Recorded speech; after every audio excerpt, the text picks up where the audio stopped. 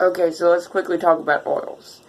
So, when you do an oil change on a push mower or a riding mower or a small engine, you're typically going to use either straight 30 oil like this, 10W30, or 10W40 for some, like four-wheeler and stuff applications. But you're going to use your regular conventional motor oil for a oil change on a push mower or small engine.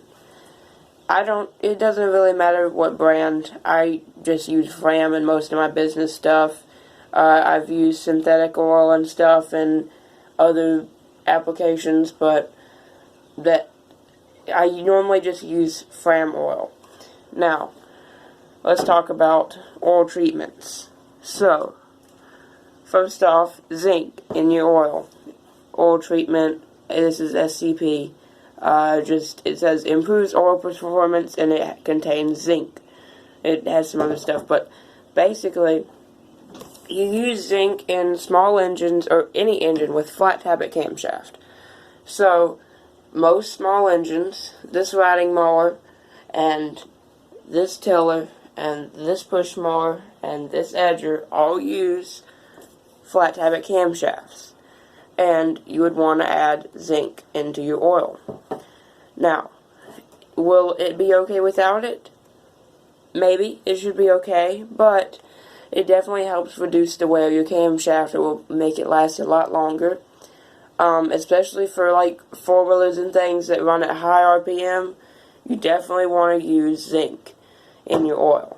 Now, for an engine that is down on power, it's been used a lot, it burns oil and things like that, there's Lucas Heavy Duty Oil Stabilizer.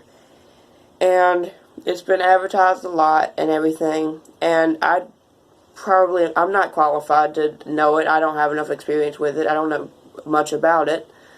But I don't know how much to say about it because I haven't used it much. But I know it does help oil burning. Now, I don't know how good it is for your engine. I'm not going to say if it is or it isn't. But I know it will reduce oil burning. And if you don't want to rebuild your engine yet, and you just want to keep it going until winter or whatever, it's an okay thing to use in your engine. Don't add too much, because it is really thick oil, and especially in small engines, if you added this whole thing, your engine might be even over full on oil. So just use a little bit of oil and mix it in with your normal oil and zinc treatment. So that's pretty much all I have to say about oils besides two-stroke oils. So let's back over here to my shelf here. Two-cycle oil. Now I have two types here. One says two-stroke 50-to-1 oil. So if you put all this in 1 gallon, because it says 1 gallon mix, that would be a 50-to-1 mix of oil. Now, when I run two-stroke stuff, I recommend a 40-to-1 mix on your oil. 50-to-1, I don't know, it might be okay, but especially for my worn two-stroke engines, I like to use 40-to-1 two-stroke oil because it's just got more oil in it, and as long as it doesn't foul the plugs, which I haven't had a problem with it fouling a spark plug, and which that would just mean that it doesn't run as well or it stops running.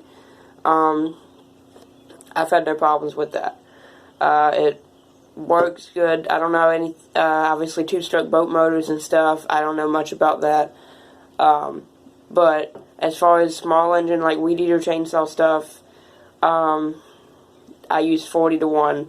So, obviously, I guess you could just buy two of this, you just have to figure up with the math yourself. 50-to-1 would be okay for a brand new engine, but I don't trust 50-to-1 with worn engines. And so I would just get this Fram stuff, which I know there's probably statistics and, numbers that show that Fram oil is probably not as good as some others. But I can't buy expensive oil for everything that I have, so this is what I use. I want to preference again how important zinc is to add into your engines. It's really just something to keep your engine from wearing down over time so much and having to service it so often, replacing rings and stuff, rebuilding. It's just, especially for the average, I